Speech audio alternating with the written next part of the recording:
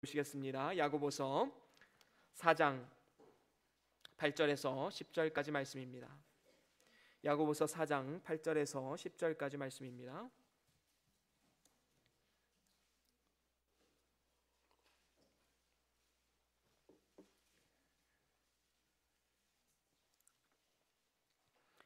야고보서 4장 8절에서 10절까지 말씀 다 찾으셨으면 우리 다 같이 한 목소리로 함께 합독하시겠습니다. 하나님을 가까이 하라. 그리하면 너희를 가까이 하시리라.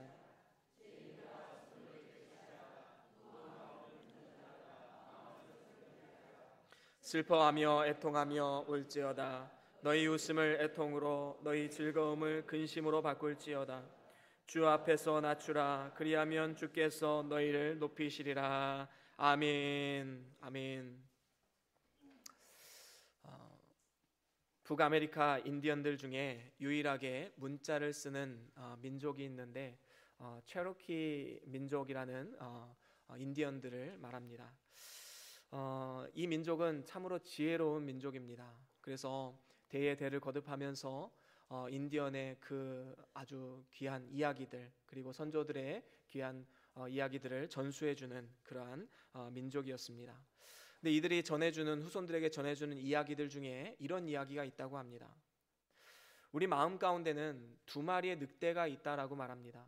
그래서 한 마리는 아주 악마와 같은 그런 늑대이고, 또 한 마리는 아주 선한 늑대라고 말하지요. 그래서 악마 같은 놈은 이제는 질투, 분노, 슬픔, 욕심, 거짓, 교만 이런 것을 불러일으키게 되고, 그리고 선한 늑대는 사랑과 평화와 기쁨, 겸손, 친절, 자비 이런 것들을 불러일으키게 한다고 합니다. 그러면 과연 어떤 늑대가 성공할 것인가? 이 인디언들은 이렇게 이야기를 합니다. 먹이를 주는 늑대가 이긴다라고 말입니다. 아주 삶의 좋은 교훈을 우리에게 주고 있음을 볼 수 있습니다. 우리는 무엇에 먹이를 주느냐에 따라서 우리의 마음의 방향과 우리의 삶의 자세가 어디로 흘러가느냐, 그것을 좌우한다라는 것이지요. 먹이를 준다는 것은 무엇을 말합니까?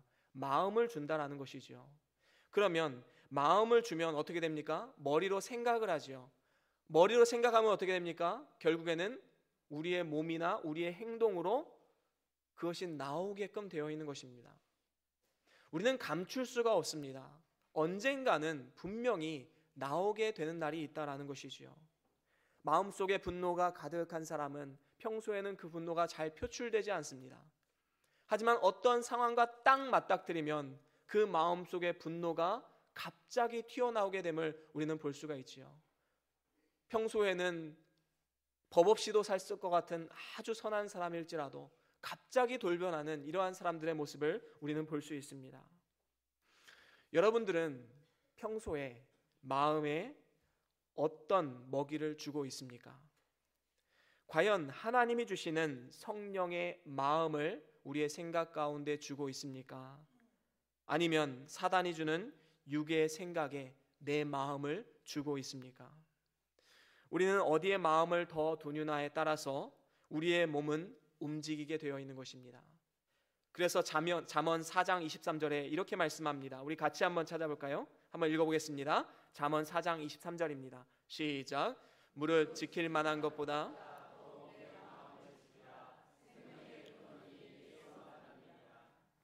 그렇습니다. 무릇 지킬 만한 것 중에 더욱더 네 마음을 지키라. 여러분, 마음을 지키십시오. 그 마음이 무엇이냐에 따라서, 마음에 어떤 먹이를 주느냐에 따라서 우리의 삶의 방향과 자세와 우리의 목적이 달라지게 되는 것입니다. 그런데 만약에 마음의 먹이를 주는 것은 사단에게 주고 있으면서 난 왜 이렇게 사단에게 자꾸 넘어갈까? 이렇게 한탄한다면 그것은 아주 대단히 잘못된 것이지요. 마치 알코올 중독자가 이제 열심히 치료를 받고 있었습니다. 그런데 이 알코올 중독자가 이제 마지막 고비를 넘지 못하고 갑자기 이제 막 술 생각이 나는 것을 참지 못한 거예요. 그래서 밤에 이제 거리를 배회합니다. 술집을 기웃기웃합니다. 마트에 가서 술 코너에 가서 기웃기웃합니다. 먹을까 말까 먹을까 말까 마음에 고민하다 결국에는 사다가 먹었습니다. 이 술을 먹자마자 눈이 뜨이고 아주 몸이 반응을 하지요. 그래서 어떻게 됩니까? 다시 또 알코올 중독에 빠지는 많은 사람들을 우리는 보게 되지 않습니까? 우리는 마음을 어디에 두는가? 마음은 내가 거기에 두면서 나는 왜 이렇게 여기에 약할까라고 말하는 것은 너무나도 잘못된 것이지요. 나는 왜 이렇게 술을 이기지 못할까? 나는 왜 이렇게 의지가 약한가? 한탄할 필요 없습니다. 마음을 주지 않아서 굶어 죽이면 되는 겁니다. 우리는 사단을 굶어 죽여야 돼요. 저는 여러분들을 향한 한 가지 소원이 있습니다. 그것은 우리의 마음을 잘 지켜서 우리의 성령의 생각은 계속해서 자라나고 우리의 악한 습성과 사단이 주는 생각은 점점 더 굶어 죽이는 삶, 그래서 하나님이 기뻐하시는 복이 있는 삶을 살아가기를 주의 이름으로 간절히 소원합니다. 그렇다면 우리가 어떻게 하면 이렇게 살아갈 수 있을까? 오늘 성경 말씀을 통해서 우리에게 이렇게 말씀하고 있습니다. 오직 하나님을 가까이 하라라고 말입니다. 하나님을 가까이 한다라는 것은 하나님께 내 마음을 드리는 것입니다. 하나님께 자꾸 먹이를 주는 거예요. 이런 표현이 적합한 건지 모르겠지만 하나님을 자꾸 먹이를 주는 겁니다. 그래서 하나님을 가까이 하고 하나님을 의지하고 하나님을 사모하고 하나님을 바라보는 삶, 이러한 삶을 통해서 하나님은 우리에게 복을 주시고 우리와 함께 하신다라고 약속하고 있는 것입니다. 우리는 연초에 시편 1편 말씀과 팔복 말씀을 함께 나누었습니다. 복이 있는 사람은 어떤 사람인가? 아주 귀한 말씀을 우리 함께 나누었지요. 그런데 시편 73편에도 보면 어떤 사람이 복이 있는 사람인가? 오늘 말씀과 연관지어서 이렇게 말씀하고 있음을 우리는 볼 수 있습니다. 우리 같이 한번 읽어보겠습니다. 시편 73편 28절 함께 읽겠습니다. 시작. 하나님께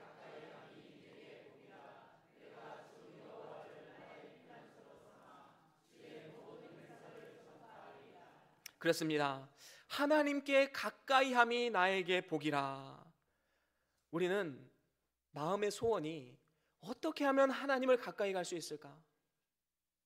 반면에 어떻게 하면 죄는 멀리할 수 있을까? 이 두 가지 고민을 놓고 일평생 살아가는 삶, 바로 이러한 삶이 시편 73편에 뭐라고요? 복이 있는 삶이다 라고 말씀하고 있습니다.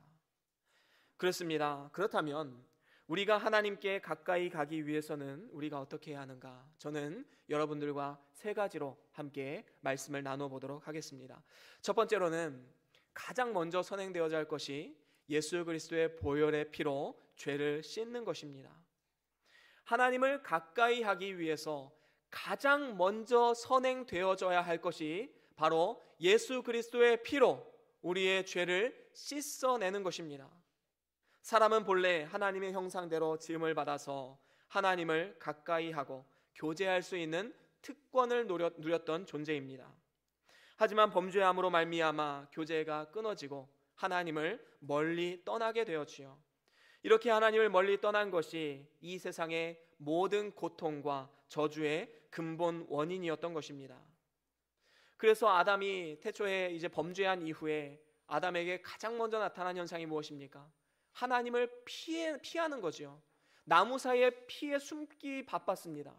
이전에는 어땠지요? 하나님과 깊은 교제를 누리고 하나님 안에서 기쁨과 감사를 누리면서 에덴 동산에서 너무나도 큰 행복과 유익을 누리면서 살아갔습니다.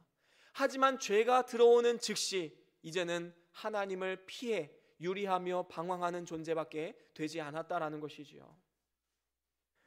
그렇습니다. 이러한 상황 가운데 우리 예수님께서 이 땅 가운데 오시고 우리를 대신해서 십자가의 죽으심을 통해서 또한 부활하심을 통해서 전에는 멀리 있던 하나님께서 이제는 가까워졌다라고 우리에게 말씀해주고 있습니다. 우리 에베소서 2장 13절 우리 같이 한번 읽어볼까요? 에베소서 2장 13절입니다. 시작. 이제는 전에 멀리 있던 너희가 아멘. 그렇습니다.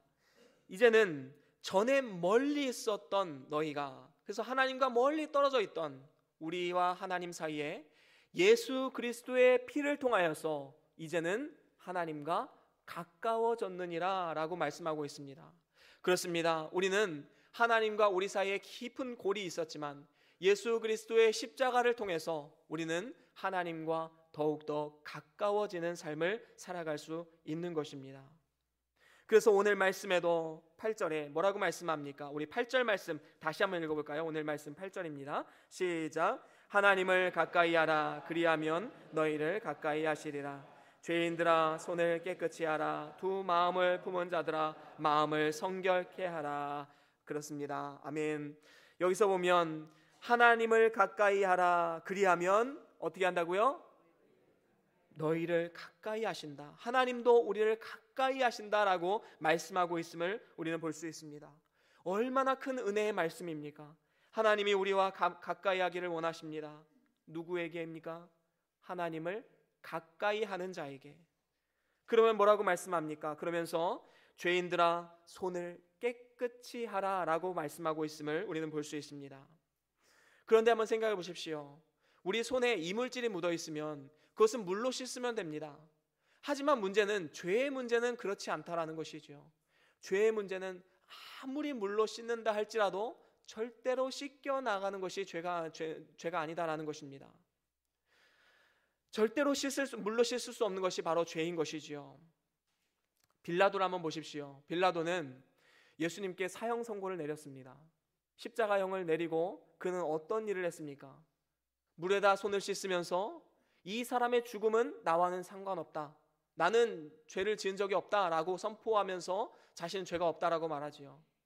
하지만 어떻습니까? 우리는 사도신경을 외울 때마다 지금까지도 빌라도의 이름이 언급이 되지요. 예수님께서 본디오 빌라도에게 고난을 받으사 십자가에 못 박혀 죽으시고, 몇몇 사람들은 본디오 빌라도가 예수님을 죽인 것이 아니라 유대인이 죽였기 때문에 사도신경이 잘못됐다라고 말하는 사람도 있습니다. 하지만 그거는 분명히 잘못된 것이지요. 여러분, 사형 선고는 누가 내렸습니까? 본디오 빌라도가 내렸지요. 만약에 유대인들이 이 사형 선고를 내릴 수가 있었다면 굳이 본디오 빌라도에게 데리고 갈 이유가 없는 것입니다.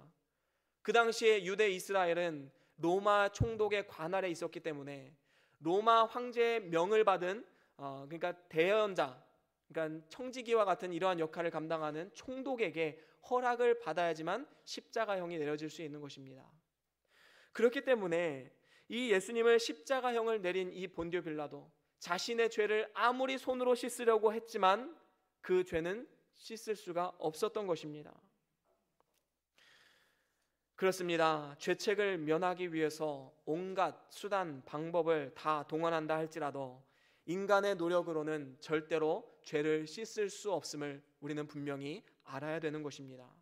오직 예수 그리스도의 피공로 외에는 없다라는 것이지요. 그래서 스가랴 13장 11절에 이렇게 얘기합니다. 스가랴 13장 1절 우리 같이 읽어보겠습니다. 시작. 그날에 죄와 더러움을 씻는 셈이, 그렇습니다. 여기서 죄와 더러움을 씻는 셈은 예수 그리스도께서 십자가에서 흘리신 피를 의미하는 것이지요. 예수님께서는 우리의 죄를 씻어주시기 위해서 십자가에 달리시고 피를 흘리셨고, 마지막에 로마 병정이 그 옆구리에 창을 찔러 넣음을 통해서 마지막에 심장에 있던 한 방울의 피까지 다 쏟으신 그러한 하나님이시다라는 것입니다. 그 일을 통하여서 우리는 죄 사함을 얻고 하나님의 자녀로 거듭난 이러한 구원의 은총을 입게 되었던 것입니다. 이러한 예수님의 피는 정결한 피이고 모든 백성의 죄를 다 씻고도 남을 만한 능력의 피이다라는 것이지요. 뿐만 아니라 오늘 말씀 8절 마지막 부분에 뭐라고 말씀합니까? 두 마음을 품은 자들아 마음을 성결케 하라 라고 말씀하고 있습니다. 두 마음이라는 것은 오염된 마음을 말하는 것이지요. 이도저도 아닌 이상한 것을 말하는 겁니다. 예수 그리스도도 좋지만 나는 다른 것도 중요해 라고 말하는 사람이지요. 난 그것만으로 충분치 않아. 다른 것도 있어야겠어. 실제로 어떤 사람들은 여러 가지 중에 하나 얻어 걸려라 라는 심정으로 예수님도 믿고 부처도 믿고 마음에 또 믿고 조상신도 섬기는 이러한 삶을 살아가는 사람들이 가끔 있습니다. 아주 신앙생활 열심히 잘하는 분 같은데 집에 가보면 막 부처상도 있고 달마상도 있고, 왜 그러냐 물어보면 같이 섬기면 얼마나 좋아요 라고 말하는 거예요. 특별히 일본 사람들 중에 이런 사람들 굉장히 많이 있습니다. 일본은 태생적으로 다신론을 주장을 하기, 다신론적인 문화 배경 속에서 살아가고 있기 때문에 예수님을 믿느냐라고 말하면 선교사님들이 다 예수님을 믿는다고 얘기한다는 거예요. 예수님을 믿는데 그 집에 가보면은 자기 조상신을 모시는 그런 신당 같은 게 집에 하나씩 있는 거예요. 이거 없애라 그러면 왜 없애냐는 거예요. 예수님도 믿고 이 조상신도 믿고 얼마나 좋냐는 거죠. 겉보기에는 너무나도 좋죠. 하지만 이게 과연 진정한 믿음일까요? 성경은 그렇게 말하고 있지 않습니다. 성경은 둘 중에 하나를 선택하라고 말씀하고 있지요. 모든 것을 다 얻으려고 하면 다 잃을 수밖에 없습니다. 우리는 하나만 선택해야 됩니다. 그래서 성경은 둘 사이에 머뭇거리는 마음을 한 곳으로 돌리라면서 야고보서 1장 6절에 이렇게 말씀합니다. 우리 같이 한번 읽어볼까요? 6절, 7절, 8절 함께 읽겠습니다. 시작. 오직 믿음으로 구하고 조금도 의심하지 말라.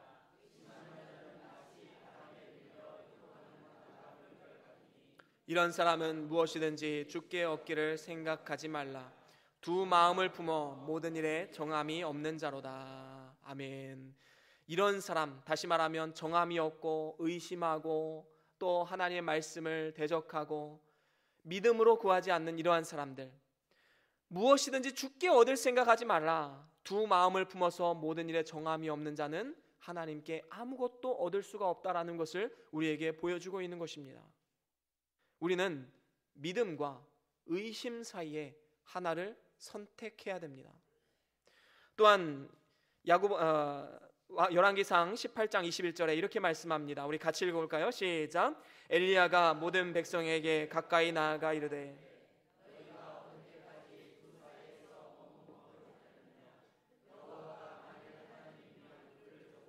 바알이 만일 하나님이면 그를 쫓을지니라 하니 백성이 한 말도 대답하지 아니하는지라. 아멘. 그렇습니다. 여기서 보면 이제 엘리야가 갈멜살 전투에서 이제 바알과 아세라 신을 섬기는 제사장들과 850명의 제사장들과 함께 지금 전투를 하는 과정 가운데 이스라엘 백성들에게 이렇게 선포합니다. 너희들은 둘 중에 하나를 선택해라.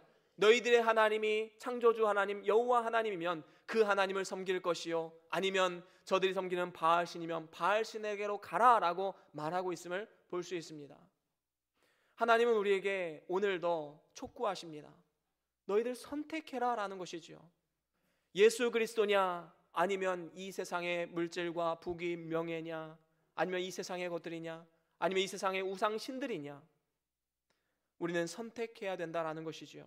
뿐만 아니라 여호수아도 이렇게 말합니다. 24장 15절 시작. 만일 여호와를 섬기는 것이 너희에게 좋지 않게 보이거든 너희 열조가 강 저편에서 섬기던 신이든지 혹 너희의 거하는 땅 아모리 사람의 신이든지 너희 섬길 자를 오늘날 택하라. 오직 나와 내 집은 여호와를 섬기겠노라. 아멘. 그렇습니다. 우리는 이 여호수아의 이 고백을 우리는 믿음으로 받아들여야 됩니다. 여호수아는 이제 땅 분배를 다 마치고 이제 이스라엘 백성들이 가나안 땅에서 살아가게 될 터인데, 이 가나안 땅에 수많은 종교와 수많은 우상신들이 있는 것에 대해서 너무나도 두려운 마음이 있었어요. 그래서 하나님의 말씀을 선포합니다. 너희들 오늘 선택해라. 너희들 하나님을 섬길 것인가, 아니면 이 가나안 지방의 우상들을 섬길 것인가? 나와 내 집은 오직 여호와 하나님만 섬기겠노라 라고 지금 선포하고 있음을 우리는 볼 수 있습니다. 그렇습니다. 오늘 말씀에서처럼 우리는 두 마음을 품지 않고 이제는 마음을 성결하게 해서 오직 한 마음을 품고 예수 그리스도께서 나의 죄를 위해서 십자가에 달려 죽으신 것과 부활하신 것과 나도 이제는 예수님을 따라서 영원한 하나님 나라에서 함께 살아갈 것을 믿음으로 나아가시는 저와 여러분들의 삶이 될 수 있기를 주의 이름으로 간절히 소원합니다. 이것이 바로 하나님을 가까이 하는 삶입니다. 그런가 하면 두 번째로는 애통하며 근심하라라는 것입니다. 애통하며 근심하라. 참으로 역설적인 말이지요. 사실 우리는 모두가 애통하며 근심하는 것을 근본적으로 싫어합니다. 왜 그러냐 하면 우리가 애통하고 근심한다라는 것은 어떤 면에서 보면 우리는 실패한 것이다라는 인식이 있기 때문입니다. 우리는 성공해야 되기 때문에 이 땅에서 애통하고 슬퍼하는 것, 근심하는 것은 해서는 안 된다라는 것을 마음속에 무의식적인 그런 사고방식을 가지고 있다라는 것이지요. 이것은 성경의 원리도 마찬가지입니다. 데살로니가전서에도 이렇게 말하죠. 항상 기뻐하라, 범사에 감사하라, 쉬지 말고 기도하라. 이는 주 안에서 너희를 향한 하나님의 뜻이니라. 그러니까 하나님의 뜻이 뭐예요? 우리가 기뻐하고 감사하는 것이 하나님의 뜻입니다. 우리는 분명한 믿음이 있어야 돼요. 그러면 오늘 말씀에 8절 한번 읽어봅시다. 9절 함께 읽겠습니다. 9절 시작. 슬퍼하며 애통하며 울지어다. 너희 웃음을 애통으로. 그렇습니다. 그러면 제가 아까 말씀드린 이 데살로니가전서 5장의 말씀과 오늘 말씀과는 정면으로 배치되는 말씀일까요? 절대로 그렇지 않습니다. 왜 그렇습니까? 성경에서 걱정하고 근심하지 말라고 한 것은 세상 일에 대한 걱정과 근심을 하지 말라는 것이지요. 그렇다면 오늘 말씀에 슬퍼하고 애통하라 라고 말씀하는 것은 무엇을 향해서 애통하고 슬퍼하라는 것입니까? 죄에 대해서 애통하고 슬퍼하라 라는 것이지요. 우리는 분명히 알아야 됩니다. 우리는 죄에 대한 애통하는 마음이 있어야 하나님께로 가까이 갈 수 있는 것입니다. 우리 예수님께서는 팔복의 말씀을 통해서 죄에 대해서 애통하는 자들은 복이 있다, 저들이 위로함을 받을 것이다 라고 말씀하셨습니다. 뿐만 아니라 누가복음 6장 21절에도 비슷한 말씀이 나오지요. 우리 같이 읽어보겠습니다. 시작. 이제 줄인 자는 복이 있나니 너희가 배부름을 얻을 것이며 이제 우는 자는 복이 있나니 너희가 웃을 것이며. 그렇습니다. 우는 자는 복이 있나니 저들이 뭐라고요? 웃을 것임이라. 다시 말하면 최후 승리를 맛보게 될 것이다 라는 것이죠. 이 땅에서는 죄에 대해서 애통해하며 우는 삶을 살았지만 결국에 최후 승리를 맛보면서 최후 승리 가운데 기쁨과 감사, 웃는 인생을 살아갈 수 있을 것이다 라고 말씀하고 있는 것입니다. 다윗은 한번 보십시오. 그는 죄로 인해서 밤마다 눈물로 침상을 띄었습니다. 비유적 표현이지만 얼마나 눈물을 많이 흘렸으면 이런 표현을 썼을까요? 날마다 베갯잎을 눈물로 적시는 이러한 삶, 애통하는 삶, 슬퍼하는 삶. 이렇게 다윗이 죄에 대해서 애통하는 마음이 있었기 때문에 다시는 그 죄 가운데 빠지지 않고 승리할 수 있었던 것입니다. 우리는 지금 애통해하고 하나님과 함께하는 영원한 생명을 얻는 것이 100번, 1000번 낫다는 것을 우리는 분명히 알아야 되는 것입니다. 지금 즐거움과 쾌락과 웃음이 있을지라도 그 마지막이 멸망과 저주라면 지금 웃고 즐기고 쾌락 가운데 있는 것이 아무 소용이 없다라는 것이지요. 우리는 마지막을 바라보는 삶을 살아가야 하는 것입니다. 그렇습니다. 지금 즐거움과 쾌락과 웃음이 있을지라도 우리는 그 마지막이 영원한 저주라면 아무 소용이 없는 것입니다. 죄에 대해서 애통하는 마음으로 회개하십시오. 하나님께서 승리케 하시는 능력을 우리에게 주실 줄로 믿습니다. 뿐만 아니라 오늘 말씀 9절 마지막에 보면 너희 즐거움을 근심으로 바꿀지어다 라고 말씀하고 있습니다. 이 말씀은 세상의 즐거움은 뒤로 하고 하나님의 뜻대로 근심하라 라는 것을 말씀해주고 있는 것입니다. 고린도후서 7장 10절에 이런 말씀이 있지요. 우리 같이 한번 읽어보겠습니다. 시작. 하나님의 뜻대로 하는 근심은 후회할 것이 없는.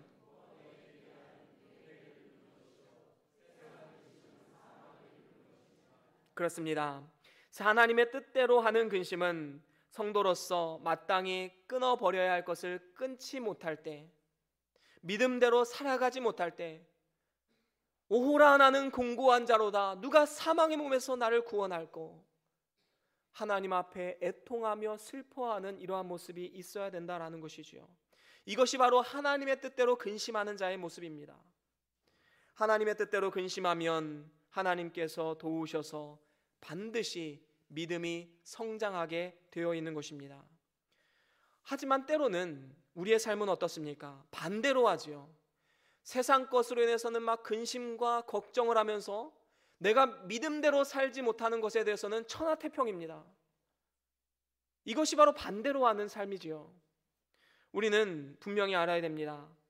지금 내 믿음이 점점 더 퇴보하고 있는데도 불구하고 전혀 근심하지 않고 걱정하지 않고 오히려 세상 걱정과 근심만으로 살아가고 있다면 우리는 단언컨대 하나님을 점점 더 떠나는 삶을 살아가고 있는 것입니다.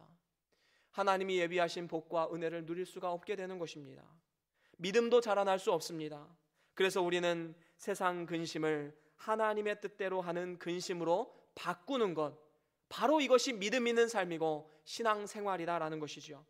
이를 위해서 세상의 즐거움을 위해서 보냈던 시간들, 그 시간들을 이제는 기도하는 시간, 성경 보는 시간, 예배 드리는 시간, 그리고 구역 모임하는 시간, 믿음의 교제를 나누는 시간들로 바꿔야 하는 것입니다. 이것이 하나님을 가까이 하는 비결이다라는 것입니다. 이렇게 우리가 하나님을 가까이 하면 하나님도 우리를 가까이 하면서 영적 교제를 통해서 우리에게 많은 유익과 은혜를 주시는 것입니다. 저와 여러분들이 이 시간 웃음을 애통으로, 즐거움을 근심으로 바꿈을 통해서 하나님을 가까이 하시고 더 나아가 하나님이 예비하신 모든 영적인 복과 은혜, 영원한 하나님 나라를 소유하시는 저와 여러분들의 삶이 될 수 있기를 주의 이름으로 간절히 소원합니다. 그런가 하면 세 번째로는 주님 앞에 겸손한 삶을 살아가라라는 것입니다. 왜 그렇습니까? 하나님께서는 나는 참 너와 함께하기 싫다, 나는 네가 싫다라고 말하는 이러한 부류의 사람들이 있습니다. 어떤 사람들일까요? 그런 사람들은 교만한 사람들입니다. 오죽했으면 하나님은 교만한 자를 대적하신다라고까지 했습니다. 하나님이 멀리하는 것에서 끝나는 것이 아니라 그들을 대적한다라고까지 말하고 있습니다. 베드로전서 5장 5절 말씀 우리 같이 읽어보겠습니다. 시작. 젊은 자들아 이와 같이 장로들에게 순복하고 다 서로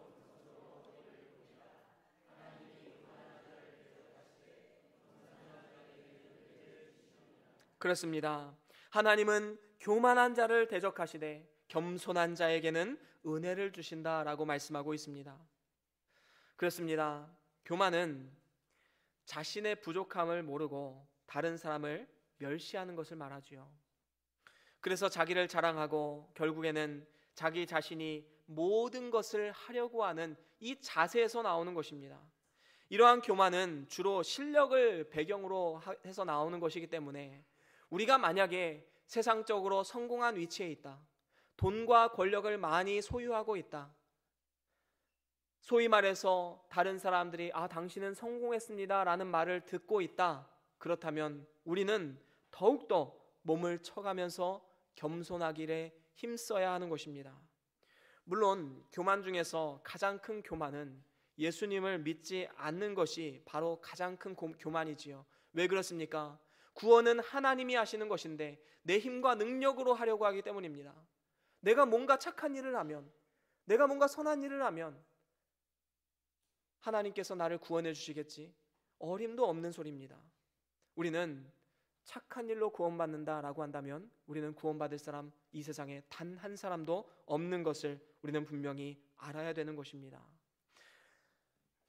그런데 믿는 사람들 중에서도 교만한 사람들이 있는데 이런 사람은 다른 사람들을 깎아내리기에 바쁘고 또 상대적 의를 나타내면서 스스로 만족하고 나는 괜찮은 사람이야 라고 자부하면서 살아가는 사람을 말하는 것입니다.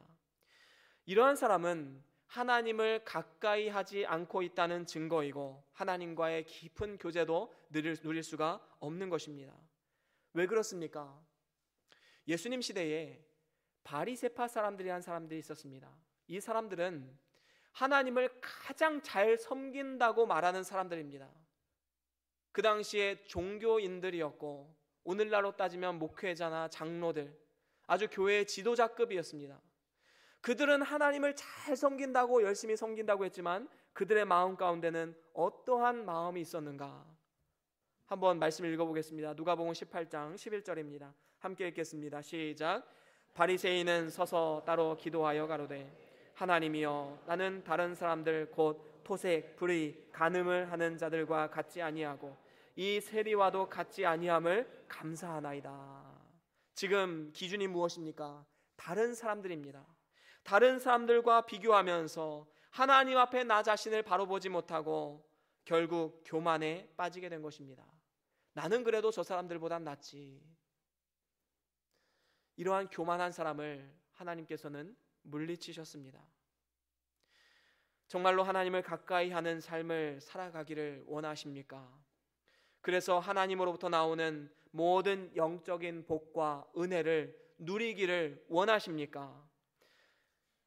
우리가 정말로 그렇다면 하나님 앞에 나 자신을 낮추는 삶을 살아가야 합니다. 그러면 누가 높여줍니까? 하나님이 우리를 높여주십니다. 가장 비참한 사람이 누구입니까? 높은 자리에 앉았는데 내려오라는 것이죠. 당신이 거기 앉을 자리가 아니다. 하지만 가장 존귀한 사람은 누구입니까? 가장 낮은 자리에 앉았을 때 당신이 왜 그 자리에 앉으십니까? 올라가십시오. 올라가십시오. 이런 사람이 정말로 존귀한 사람 아닙니까? 스스로 높아지려 하는 자는 멸망할 수밖에 없습니다. 하지만 낮은 자리에서 겸손한 사람은 하나님이 높여주시고 야, 내가 참 너와 함께 영원토록 교제하고 싶다. 하나님이 가까이 하는 축복과 은혜를 누리게 되는 것을 우리는 분명히 기억해야 하는 것입니다. 우리는 이를 위해서 모든 것이 하나님의 은혜임을 우리는 고백해야 되는 것입니다. 사실 깊이 한번 생각해 보십시오. 우리는 하나님 앞에 감사하지 않을 수가 없는 것입니다. 모든 것이 하나님의 은혜이기 때문입니다. 그런데 어떻게 하나님 앞에 교만을 떨 수가 있겠습니까? 사도 바울은 죄인 중에 괴수인 자신을 구원하신 그 하나님의 깊고 놀라운 사랑과 은혜에 늘 감사하는 마음의 고백이 있었습니다. 뿐만 아니라 구원해 주신 것도 감사한데 자신에게 사도의 직분을 주시고 하나님의 일을 감당할 수 있는 이 귀한 사명을 주셨다. 너무나도 감사한 일이다 라고 고백하고 있지요. 고린도전서 15장 10절에 이렇게 고백합니다. 우리 같이 한번 읽어볼까요? 시작. 그러나 나의 나 된 것은 하나님의 은혜로 된 것이니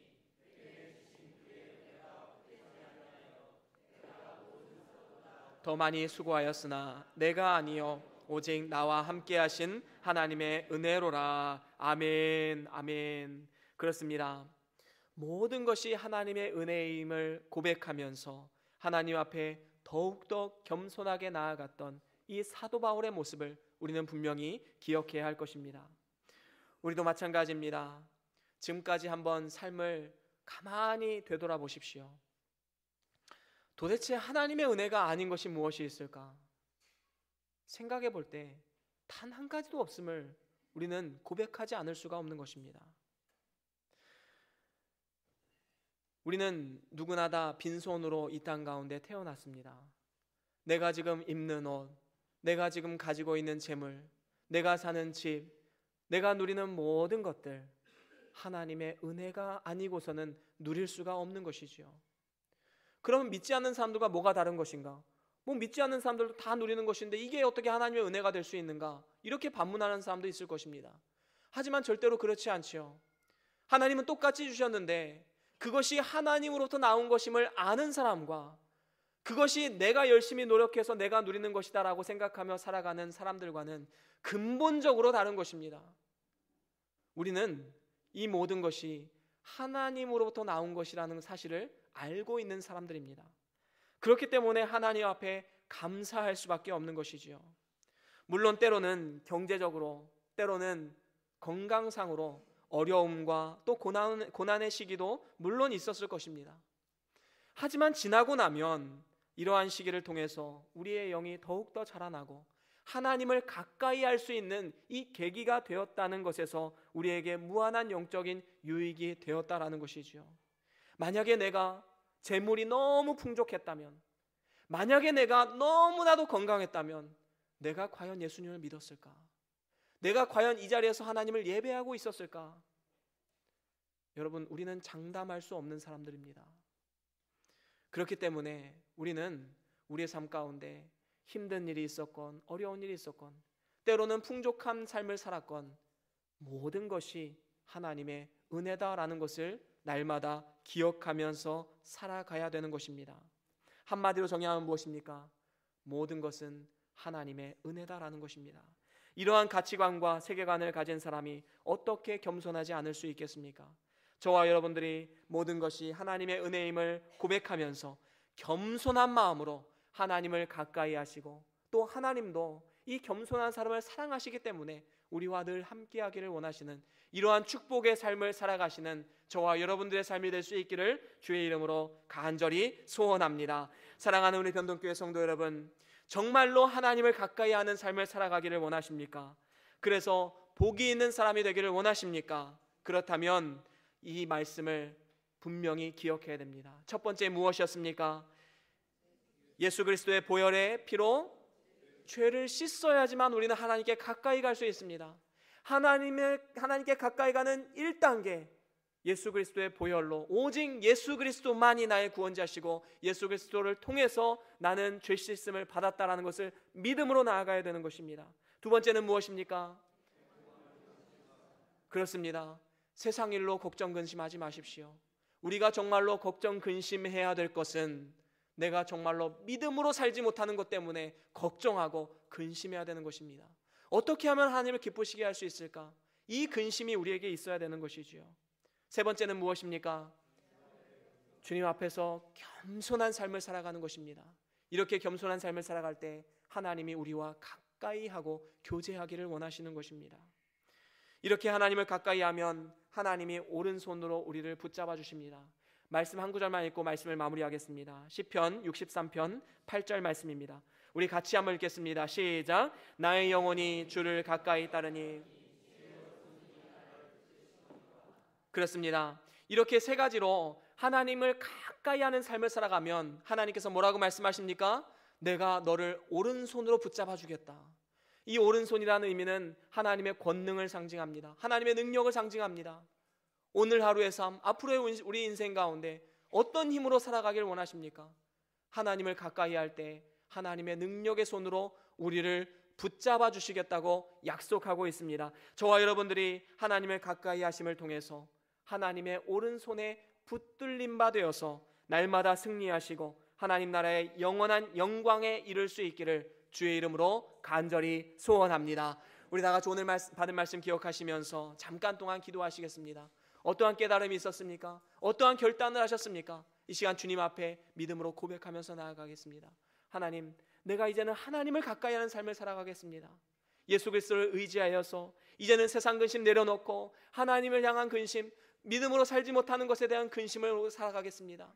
그리고 주님 앞에 겸손한 삶을 살아가겠습니다. 주님만 의지하겠습니다. 바라보겠습니다. 시간 다 같이 잠깐 동안 함께 묵상하시면서 기도하시겠습니다.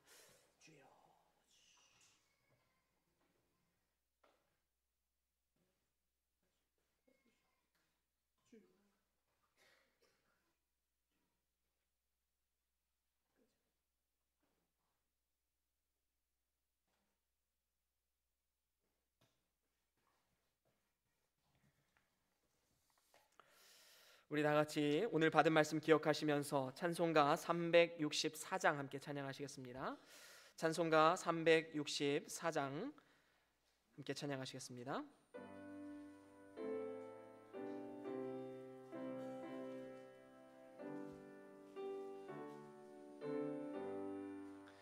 내 주를 가까이 하게 함은 십자가 짐 같은 고생이나 내 인생 소원은 늘 찬송하면서 주께 더 나아가기 원합니다. 내 고생하는 건 옛 야곱이 돌베개 베고